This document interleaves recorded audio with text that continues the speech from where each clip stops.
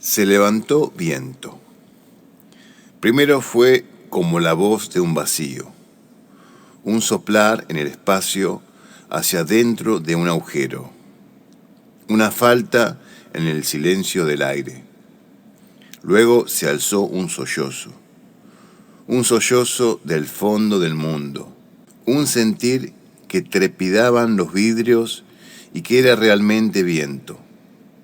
Después sonó más alto, como un bramido sordo, como un llorar sin llanto ante el ensanchamiento de la noche, un crujir de cosas, un caer de pedazos, un átomo de fin del mundo. Cuando el cristianismo, como una noche de tempestad a la que sigue la luz del día, pasó por sobre las almas, se vio el desastre que, invisiblemente, había producido. La ruina que sembró se vio únicamente después que hubo pasado. Entendieron algunos, en verdad, que esa ruina fue provocada por su partida. Pero lo cierto es que fue a raíz de su partida que esa ruina llegó a mostrarse en toda su magnitud, y no porque esa partida la hubiese provocado. Es así como quedó, en este mundo de almas, la ruina visible, la desgracia patente, sin la bruma que la disimulara con su barniz de ternura falsa. Las almas, entonces, se vieron tal cual eran. Se desencadenó de ese modo en las almas recientes esa enfermedad a la que se llamó romanticismo. Ese cristianismo sin ilusiones, ese cristianismo sin mitos, que es la mismísima sequedad de su esencia enfermiza. Todo el mal del romanticismo consiste en la confusión entre lo que necesitamos y lo que deseamos. Todos nosotros necesitamos de las cosas indispensables para la vida, para su conservación y su prosecución.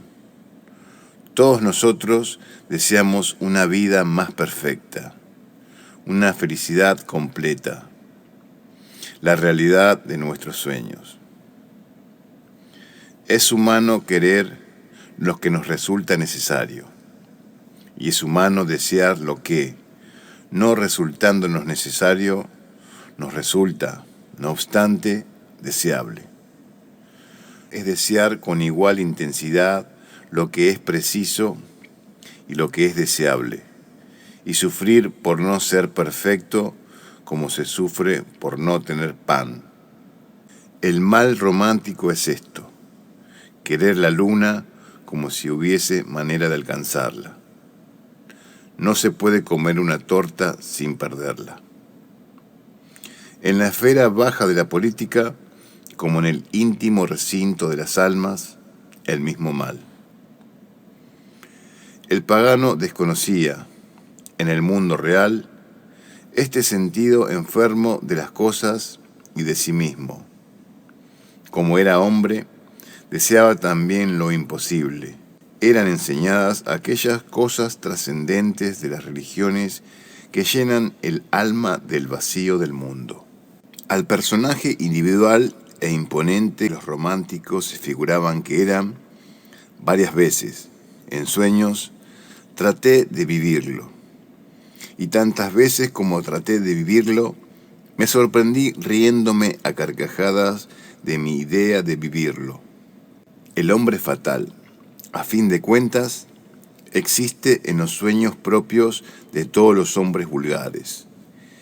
Y el romanticismo no es sino la puerta del revés del dominio cotidiano de nosotros mismos.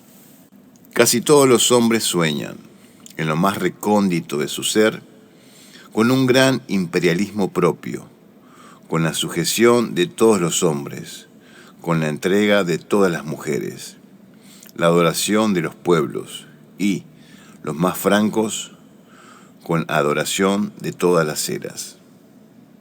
Pocos como yo, habituados al sueño, Son por eso lo bastante lúcidos como para reírse de la posibilidad estética de soñarse así. La mayor acusación al romanticismo no fue formulada todavía. Es la que él representa la verdad interior de la naturaleza humana.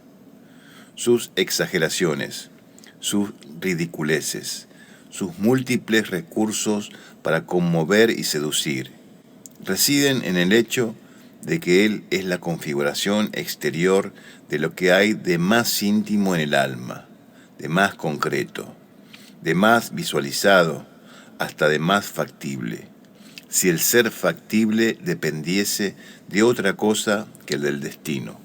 ¿Cuántas veces yo mismo, que me río de tales seducciones de la distracción, me encuentro suponiendo que sería bueno ser célebre, que sería agradable ser mimado, que sería vistoso ser triunfal? Pero no consigo verme en esos papeles estelares, sino con una carcajada del otro yo que está siempre cerca como una calle del Bajo Lisboa. Me veo célebre, sí, pero como tenedor de libros. ¿Me siento elevado a los tronos del ser conocido? En efecto, pero el hecho ocurre en la oficina de la Rúa dos Douradores, donde los cadetes son un obstáculo. Me escucho aplaudido por varias multitudes. El aplauso llega al cuarto piso donde vivo y colisiona con el mobiliario tosco de mi cuarto barato, con lo vulgar que me rodea y me rebaja desde la cocina al sueño. Ni siquiera tuve castillos en España, como los grandes españoles de todas las ilusiones. Los míos fueron naipes, viejos, sucios, de un mazo incompleto con el que nunca se podría jugar. Ni siquiera se cayeron. Fue preciso echarlos abajo de un manotazo, bajo el impulso impaciente de la vieja sirvienta, que quería extender sobre toda la mesa el mantel volcado sobre una sola mitad, porque la hora del té había sonado como una maldición del destino. Pero hasta esto es una visión imponente, pues no tengo la casa de provincia ni las tías viejas, en cuya mesa yo pueda tomar, al término de una noche en familia, un té que me sepa a reposo. Mi sueño fracasó hasta en las metáforas y en las representaciones. Mi imperio no llegó ni a los naipes. Mi victoria no conoció siquiera una tetera ni un gato antiquísimo. Moriré como he vivido, entre el bric-a-brac de los alrededores, sofocado bajo el peso residual de mis escritos de perdido. Que me lleve yo al menos, para el inmenso posible del abismo de todo, la gloria de mi desilusión como si fuese la de un gran sueño, el esplendor de no creer como un pendón de derrota, pendón con todo en las manos frágiles y, aunque arrastrado entre el barro y la sangre de los frágiles, erguido hacia lo alto, cuando desaparecemos en las arenas movedizas. Nadie sabe ni cómo protesta, como desafío o como gesto de desesperación. Nadie sabe porque nadie sabe nada. Y las arenas se tragan tanto a los que tienen pendones como a los que no. Y las arenas cubren todo, mi vida, mi prosa, mi eternidad. Me llevo conmigo la conciencia de la derrota como un pendón de victoria. Por más que pertenezca, por alma, al linaje de los románticos, no encuentro reposo sino en la lectura de los clásicos. Su misma concisión, a través de la cual la claridad se expresa, me conforta no sé de qué. Cosecho de ellos una impresión vivaz, de vida dilatada, que contempla amplios espacios sin recorrerlos. Hasta los dioses paganos descansan, en ellos del misterio. el análisis más que ávido de las sensaciones, a veces de las sensaciones que supongo tener, la identificación del corazón con el paisaje, la revelación anatómica de todos los nervios, el uso de deseo como voluntad y de la aspiración como pensamiento. Todas esas cosas me son demasiado familiares para que en otro me parezcan novedosas o me den sosiego. Siempre que las siento, desearía, justamente porque las siento, estar sintiendo otra cosa. Y cuando leo un clásico, esa otra cosa me es dada. Lo confieso sin rubor ni vergüenza. No hay fragmento de Chateaubriand o de canto de Lamartine, fragmentos que tantas veces parecen ser la voz de lo que pienso, cantos que tantas veces parecen estarme dirigidos, que me arrebate o me exhale como un fragmento de prosa de Vieira o de una u otra oda de aquellos pocos clásicos nuestros que siguieron de veras a Horacio. Leo y me libero. Gano objetividad. Dejé de ser yo y disperso. Y lo que leo, en vez de ser una vestimenta mía que apenas veo y que a veces me pesa, es la gran claridad del mundo externo, notable por donde se la mire, el sol que ve a todos, la luna que tiñe de sombras el suelo quieto, los amplios espacios que acaban en el mar, la negra solidez de los árboles que ondulan, verdes en lo alto, la paz sólida de los estanques en las quintas, los caminos cubiertos por viñas en los declives breves de las laderas. Leo como quien abdica, y como la corona y el manto real nunca son tan grandes como cuando el rey que parte los deja en el suelo, depongo sobre los mosaicos de las antecámaras todas mis epopeyas del tedio y del sueño, y subo la escalinata con la única nobleza de ver. Leo como quien piensa, y es en los clásicos, en los calmos, en los que, si sufren, no lo dicen, donde me siento sagrado transeúnte, ungido peregrino, contemplador sin razón del mundo sin propósito, príncipe del gran exilio que dio, partiéndose al último mendigo, la limosna extrema de su desolación. El socio capitalista de la firma, siempre enfermo en algún sitio impreciso, quiso, no sé por qué capricho de qué pausa en su enfermedad, tener una fotografía del personal de la oficina. De modo que ayer posamos todos, según la alegre indicación del fotógrafo, teniendo como fondo el tabique blanco sucio que divide, con madera frágil, la oficina general del despacho del patrón Vázquez. En el centro, el mismo Vázquez.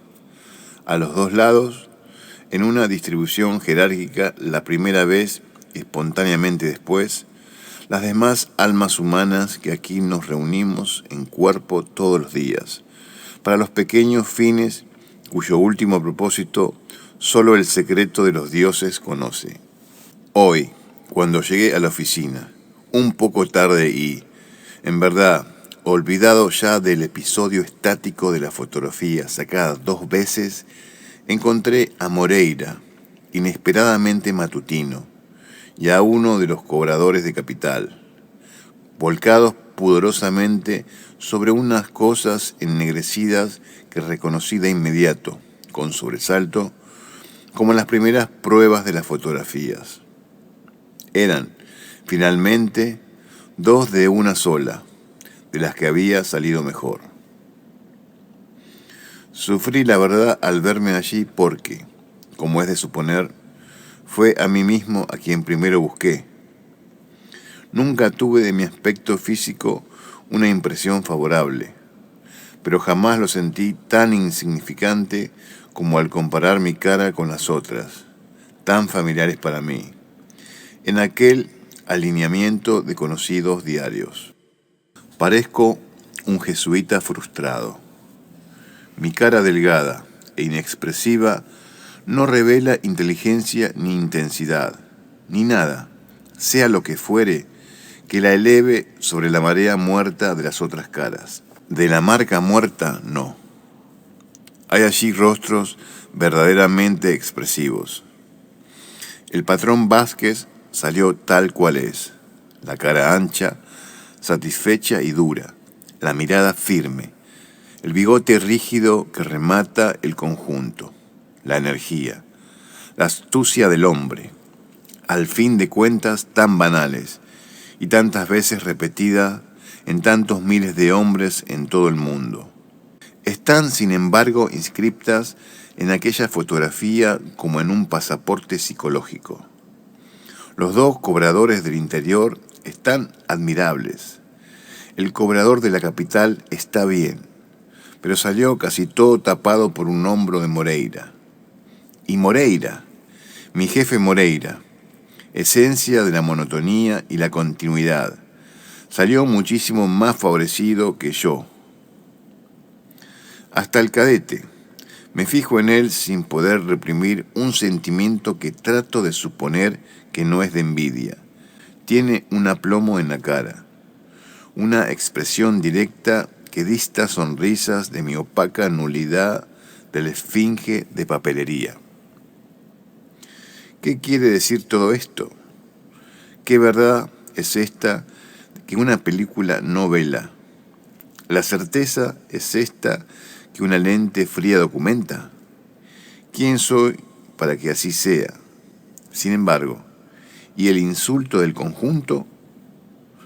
Saliste muy bien, dice de pronto Moreira, y después, volviéndose hacia el cobrador de capital, realmente es él, ¿eh? Y el cobrador de capital asintió con un entusiasmo solidario que de inmediato arrojó a la basura. Y hoy, pensando en lo que ha sido mi vida, me siento como un bicho al que metieron vivo en un cesto que alguien sostiene en su antebrazo, entre dos estaciones suburbanas. La imagen es estúpida, pero la vida que ella define es todavía más estúpida que la imagen. Esos cestos suelen tener dos tapas, medio ovaladas, que se levantan un poco en uno y otro de los extremos curvos si el bicho se agita. Pero el brazo de quien lo transporta, apoyado en parte a lo largo del pliegue central donde las tapas se unen, no permite que una cosa tan débil se alce sino penosamente sostenida en sus extremidades inútiles, como alas de mariposa sin fuerza. Me olvidé que hablaba de mí con la descripción del cesto. Lo veo nítidamente. Y al blanco brazo gordo y tostado de la sirvienta que lo transporta. No logro ver a la criada más allá del brazo y del vello tenue que lo cubre. No consigo sentirme bien a no ser, de pronto, una gran frescura de aquellos tendederos blancos y sogas con lo que se tejen los cestos y donde me agito, bicho, entre dos paradas que siento. Entre ellas reposo en lo que parece ser un banco y oigo hablar afuera de mi cesto. Me duermo porque me tranquilizo hasta que me alcen de nuevo en la parada final. El ambiente es el alma de las cosas. Cada cosa tiene una expresión propia y esa expresión le viene de afuera. Cada cosa es la intersección de tres líneas y esas tres líneas forman esa cosa. Una cantidad de materia, el modo como interpretamos y el ambiente en que está. Esta mesa en la que estoy escribiendo es un pedazo de madera, es una mesa y es un mueble entre otros, aquí en el cuarto. Mi impresión sobre esta mesa, si quiero transcribirla, tendrá que estar compuesta por las nociones que dicen que ella es de madera, de que eso yo lo llamo una mesa y le atribuyo ciertos usos y fines, y de que en ella se reflejan, en ella se inscriben y la transforman los objetos que tiene encima, y gracias a cuya yuxtaposición la mesa adquiere alma externa. Y el propio color que le fue dado, el desteñido de ese color, los nudos y desniveles que tiene, todo eso, adviértase, le vino de afuera. Y es eso lo que, más que su esencia de madera, le da el alma que tiene. Y lo íntimo de ese alma, que es el de ser mesa, también le fue dado desde afuera, y eso es su personalidad. Me parece, por eso, que no hay error humano o literario cuando se atribuye alma a las cosas que llamamos inanimadas. Ser una cosa es ser objeto de una atribución. Puede ser falso decir que un árbol siente, que un río corre, que un puente está apenado, o que el mar calmo, azul por el cielo que le falta, está sonriente, por el sol que hay fuera de él. Pero idéntico error se comete al atribuir belleza a cualquier cosa. Idéntico error al atribuir color, forma, incluso ser a cualquier cosa.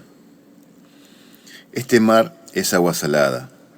Este puente es el empezar a faltar la luz del sol en esta latitud y longitud. Este niño que juega ante mí es un montón intelectual de células. Aún más, es una relojería de movimientos subatómicos, extraño conglomerado eléctrico de millones de sistemas solares en miniatura mínima. Todo proviene de afuera y hasta el alma humana acaso no sea más que el rayo del sol que brilla y aísla del suelo, donde yace el montón de estiércol que es el cuerpo. En estas consideraciones hay quizás toda una filosofía, siempre y cuando, claro está, haya energía para sacar conclusiones. Yo no la tengo. Me surgen atentos pensamientos distraídos, con posibilidades lógicas, y todo se me desvanece en la visión de un rayo de sol dorado estiércol como húmeda paja oscura apisonada, en la tierra casi negra al pie de un muro de pedregullo. Así soy. Cuando quiero pensar, veo. Cuando quiero descender por mi alma, me quedo de pronto inmóvil, olvidado, donde empieza la espiral de la escalera profunda, viendo por la ventana del piso alto el sol que dora de despedida el aglomerado difuso de los tejados. Cada vez que mis aspiraciones se elevaron, alentada por mis sueños, sobre el nivel cotidiano de mi vida, y por un momento me hicieron sentir en lo alto, como un niño en un globo, cada una de esas veces terminé bajando abruptamente en el jardín público, y conociendo mi derrota sin banderas llevadas a la guerra, ni espada que yo tuviese fuerza para desenvainar. Supongo que la mayoría de aquellos con quienes la casualidad me cruzó en la calle cargan consigo. Lo noto en el movimiento silencioso de los labios y en la vacilación imprecisa de los ojos o en el elevarse de la voz que rezan juntos. Una igual propensión para la guerra inútil del ejército sin pendones. Y todos, me vuelvo hacia atrás, a contemplar sus espaldas de vencidos pobres. Sentirá, como yo, la gran derrota vil, entre limos y juncos, sin resplandor de la luna sobre las orillas, ni poesía de intersección, sino miserable y de tienda. Todos tienen, como yo, un corazón exaltado y triste. Los conozco bien. Unos son empleados de algún negocio, otros trabajan como segundones de oficina, otros comercian en pequeños locales, otros son los vendedores de café y taberna, gloriosos ciegos en el éxtasis de la palabra egotista, contentos en el silencio del egotismo avaro que derraman sobre todo el que quiera oírlos. Pero todos, pobre gente, son poetas, y arrastran a mis ojos, como yo a ojos de ellos, la misma miseria de nuestra común incongruencia. Todos tienen, como yo, su futuro en el pasado. Ahora mismo, que estoy inmóvil en la oficina, y salieron todos a almorzar menos yo, contemplo, a través de la ventana empañada, al viejo oscilante que recorre lentamente la vereda del otro lado de la calle.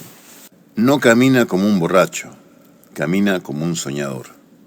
Está atento a lo inexistente, hasta podría ser que aún espere. Que los dioses, si son justos en su injusticia, nos conserven los sueños aun cuando sean imposibles, y nos den buenos sueños aunque sean mezquinos.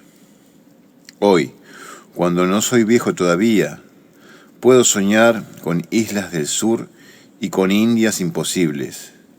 Mañana tal vez me sea dado, por los mismos dioses, el sueño de ser propietario de una pequeña tabaquería o jubilado en una casa de la zona. Cualquier sueño es el mismo sueño, porque todos son sueños. Que los dioses me cambien los sueños, pero no me priven del don de soñar. Mientras pensaba todo esto sin ver lo que miraba, el viejo se me perdió de vista. No sé a dónde está. Abro la ventana para localizarlo, pero no lo veo. Desapareció. Cumplió, en relación a mí, con su deber visual de símbolo. Terminado ese deber, dio vuelta a la esquina. Si me dijeran que dio vuelta a la esquina absoluta y que nunca estuvo ahí, lo aceptaré con el mismo gesto con que cierro la ventana ahora. Pobres semidioses de tienda que conquistan imperios con la palabra y los grandes propósitos, mientras no tienen con qué pagar el alquiler y la comida. Parecen la tropa de un ejército de desertores cuyos jefes tuvieron un sueño de gloria, del que a estos, perdidos entre los limos costeros de ese sueño, no les queda más que la noción de grandeza, la conciencia de haber pertenecido al ejército, y el vacío de no haber sabido siquiera qué hacía ese jefe que nunca vieron. Así, cada uno concibe, alguna vez, jefe del ejército de cuya retaguardia huyó. Así, cada uno, entre el barro de las orillas, celebra la victoria que nadie alcanzó y que perduró como migajas entre los pliegues del mantel que se olvidaron de sacudir. Llenan los intersitios de la acción cotidiana como el polvo los intersitios de los muebles cuando no se los limpia con cuidado. A la luz vulgar del día común, se los ve lucir como gusanos grises contra la caoba enrojecida. Se sacan como un clavo pequeño, pero nadie tiene paciencia para sacarlos.